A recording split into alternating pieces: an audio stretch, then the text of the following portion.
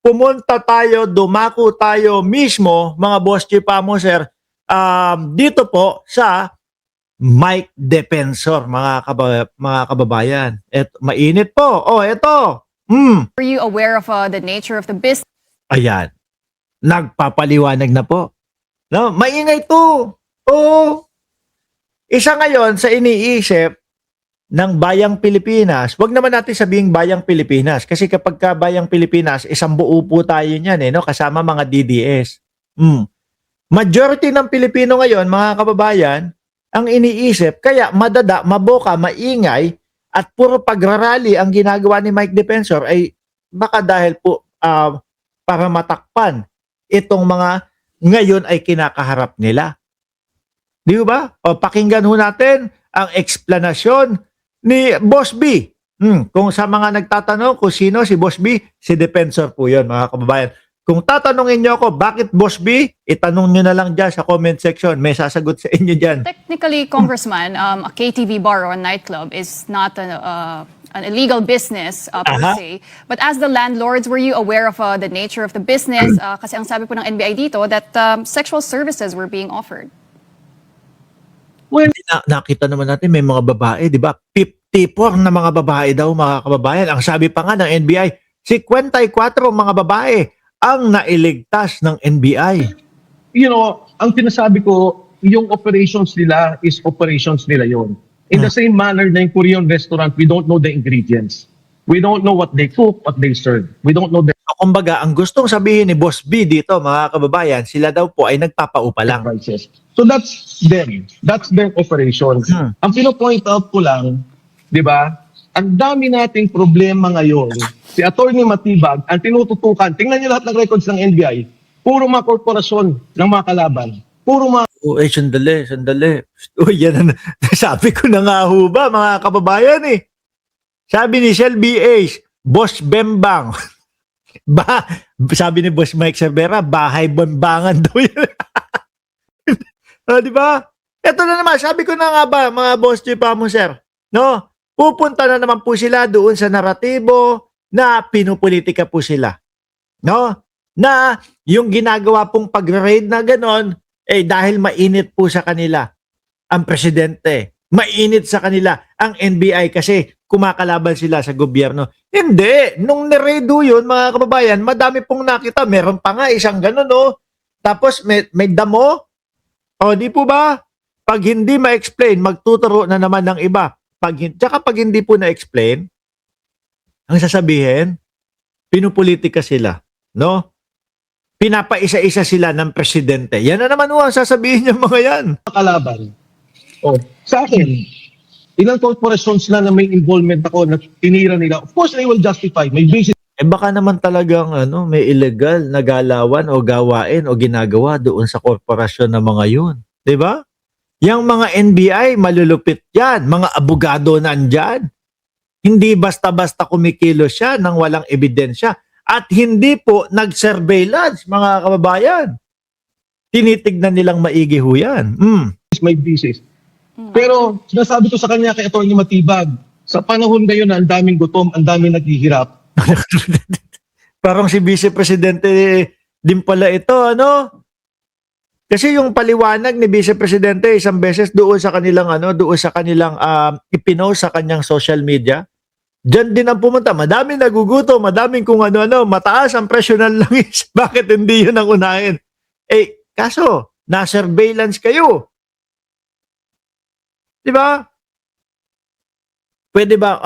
Sandali, hindi natin pwede muna yan kasi madami pang problema doon.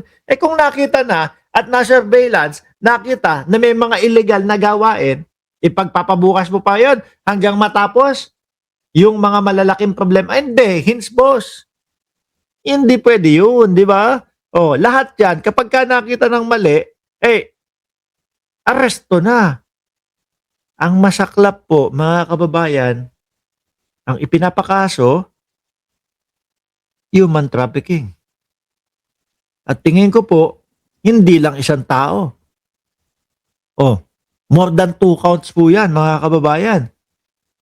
Ang pagkakaintindi ko, kapag ka isang tao lang, may pag-asa at posible at maaari na makalabas. makapag-bail. Pero kapag dumalawa na, pataas, patay. Yari. Walang bail yan. Di ba, Sir Archie Beroya? Huwag mong gamitin ang politika para mangkipit ka ng mga tao. Ayan na naman. Politika, nung ni-raid, naka-live ho, mga kababayan. Nung ni-raid, kompletos, ebidensya. Kompletos ho. Di ba, lahat? 9 years ako naging kabinete. Oh. Wala akong ginapit kahit isa. Wala makakapagsabi na I went to their companies, ginamit ko. Ayun o, pinapakita ho, mga bossing. At meron tayong video dito, no? Nung kompleto, na pagre-raid po doon, mga kababayan. I check on them, walang ganyan. It Ah. was just a political back and forth of the issues that we were concerned with. Bere mo, puro ka sigaw. Para sa Pilipinas, para ganito, no? Para sa mamamayang Pilipino. Tapos, negosyo, bembangan. Anak ng putik naman yun talaga.